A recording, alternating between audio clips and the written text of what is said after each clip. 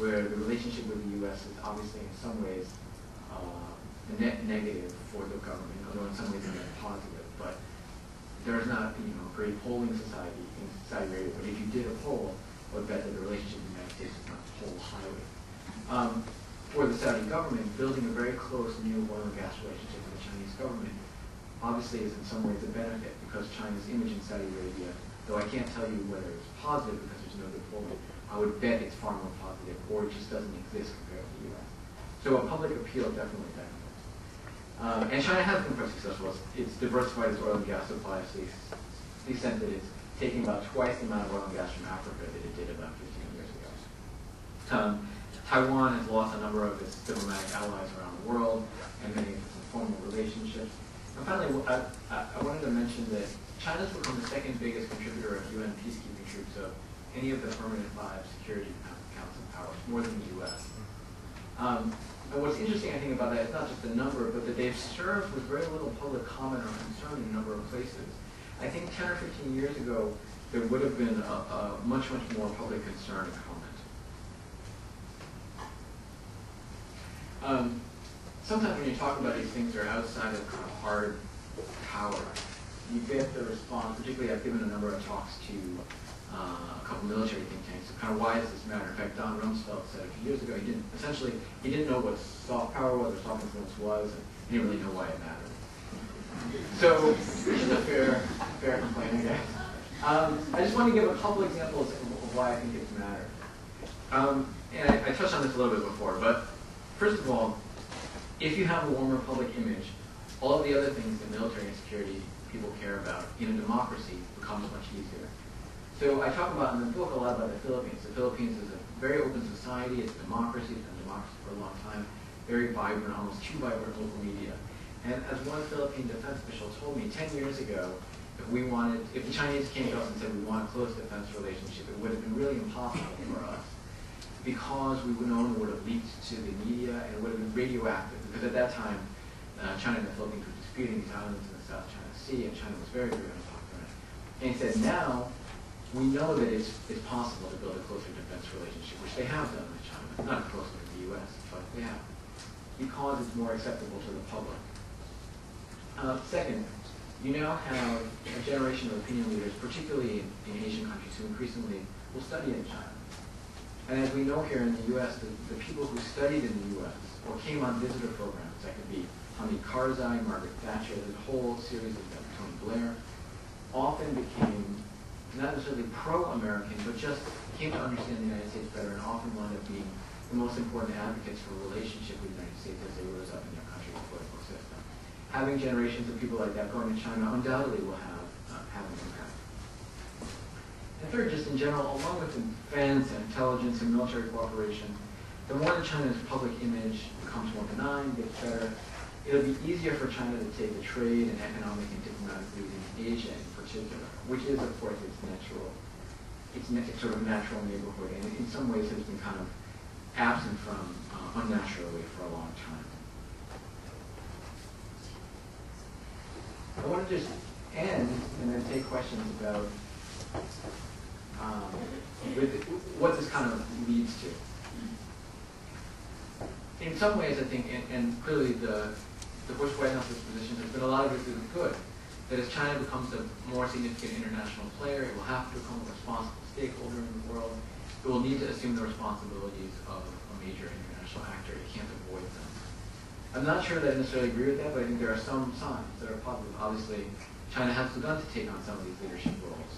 With the six-party talks with North Korea, you may have seen that her Deputy Assistant Secretary of State for Southeast Asia recently talked to some of his Burmese counterparts, who the United States does not historically have a good relationship with, in China. China playing a kind of mediating role. You see China begin as it realizes that other people place importance on the leadership it takes to take a leadership role on important issues that we would call non-traditional: disease, drugs, HIV.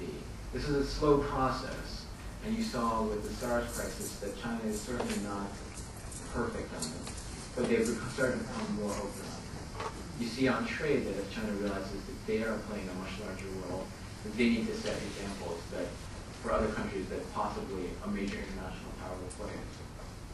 you see that as China becomes a much greater consumer of goods, but also a much more significant consumer of commodities, that they realize that they're providing some significant boost for African and Latin American economies, who are very commodity dependent.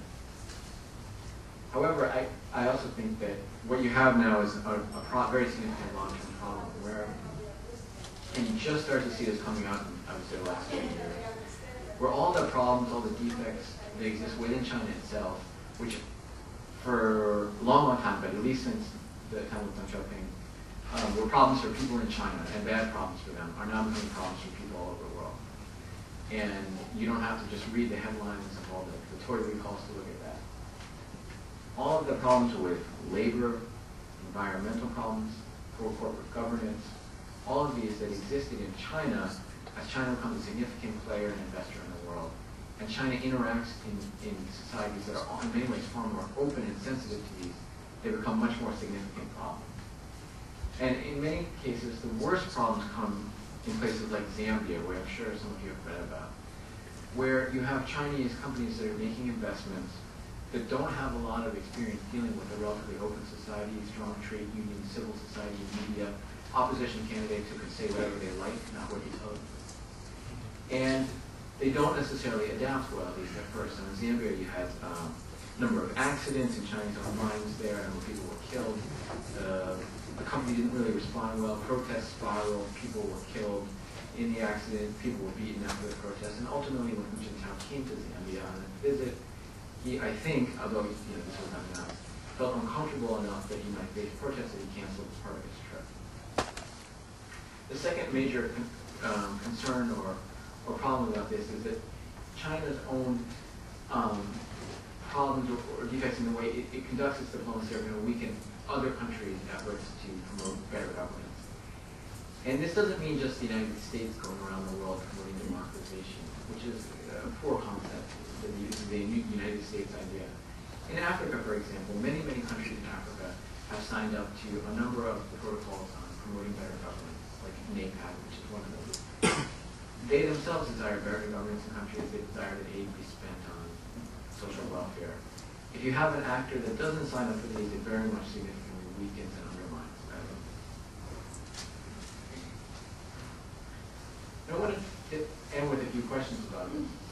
I think there's really three critical questions about China's long-term influence in the developing world.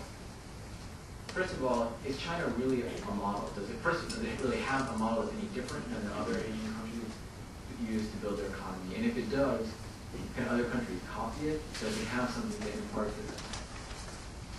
The second big one is, if China is really going to be a major international power, can it provide the public goods that a major international power has to provide? So by public goods, that means whether you like the United States or not, when there's a humanitarian disaster, the United States has the ability to help. Whether you like the United States or not, if there's a conflict somewhere and you need some support, only the United States has an option to do so. Whether you like the United States or not, if there's a major problem somewhere and you need someone to mediate, or you need someone to provide kind of the external power for mediation, often only the United States can. Can China do that? And finally, China has built a lot of this growing appeal, as I talked about before, on the idea that China is a different type of power in the world. China doesn't tell you what to do at home. China doesn't come in and invade your country. China doesn't intervene, etc. I'd be happy to debate this. I think China does intervene in a lot of places, but that's at least their philosophy. And as China becomes a much greater player in the world, are they going to have to go away from this philosophy naturally? Which I think I mentioned a few examples where I think they have already. China's much more engaged in pushing for change in North Korea, to some extent in Burma. China has peacekeeping troops around the world. China has its own envoy in Sudan. A non-interventionist power doesn't necessarily do all those things. But if it does that, is China seen as any different in the world as the United States or the old colonial powers? Is China in any way actually a different power in all of these places? So I think I will stop there, and I would love to take questions.